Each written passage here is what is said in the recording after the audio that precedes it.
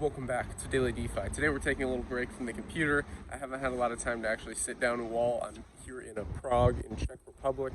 It's been a lot of fast pace, touring all these different areas. Very, very interesting. Real estate, like I talked about yesterday, is incredibly overvalued. In my personal opinion, there are some smaller towns where you have some other opportunities, but really in today's Daily DeFi, I wanted to cover Amazon, why the market is so green, right? This kind of sentimental news, you could say part of it's fundamental news.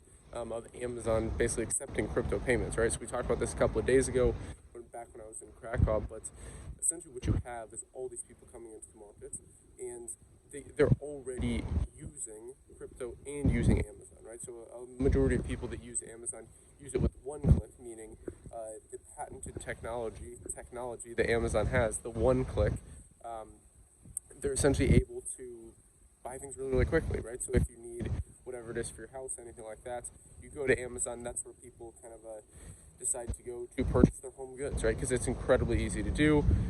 Pretty much everything is incredibly streamlined. And you think about, okay, when you contrast that with crypto, and the reason that I personally think Amazon should have done this a while ago is crypto is literally the definition of one-click payments. You know, there is no reversals on these transactions.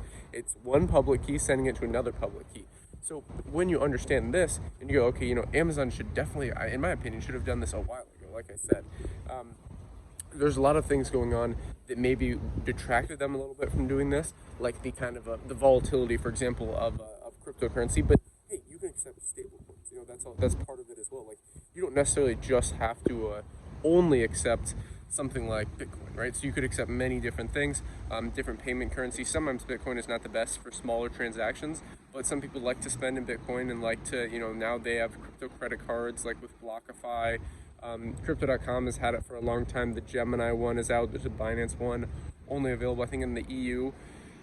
But the whole point here is, why is the market green, right? So this is just some sentimental analysis in the short term that I think has pushed the price up a bit, but at the same time, you have to combine this with technical analysis, right? So in that video that I always have linked down below in the description, I talk about how to do your own research, combining fundamental analysis, technical analysis, sentimental analysis, and on-chain analysis. So all these different things, right? So with on-chain analysis, the beauty of, I personally think, on-chain analysis is you're able to use services that track these things a bit for you, right? So you have things like a Glassnode, and looking at, okay, when someone transfers their crypto from a hardware wallet to an exchange, that's not necessarily a good sign, right? That's probably meaning that they might dump on the market, versus when someone's taking their crypto that they bought on the exchange and putting it on their hardware wallet, and that is massively spiking up. That's a good thing, right? Because you can't necessarily sell as easily on your hardware wallet as you can with an exchange. And this is a big thing to understand here, and all part of the analysis. Again, this is the sentimental analysis I'm personally interested in. One thing I do have to say is shopping.io, the kind of three altcoins that I personally find interesting right now. Okay, shopping.io, I want to see them innovate, right? Because they essentially have made this accessible to Amazon, where people are able to pay through crypto for a while.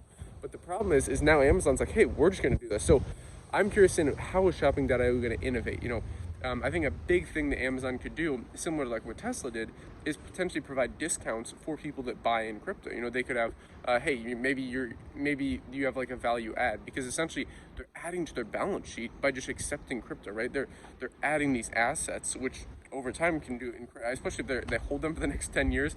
I mean, Amazon can do incredibly well just off of that, right? So if they're essentially trading the things that people would have just been buying for whatever currency, for these other things, it's massive, right? Because you add this to your balance sheet and you have this kind of an increase in capital, which is quite interesting.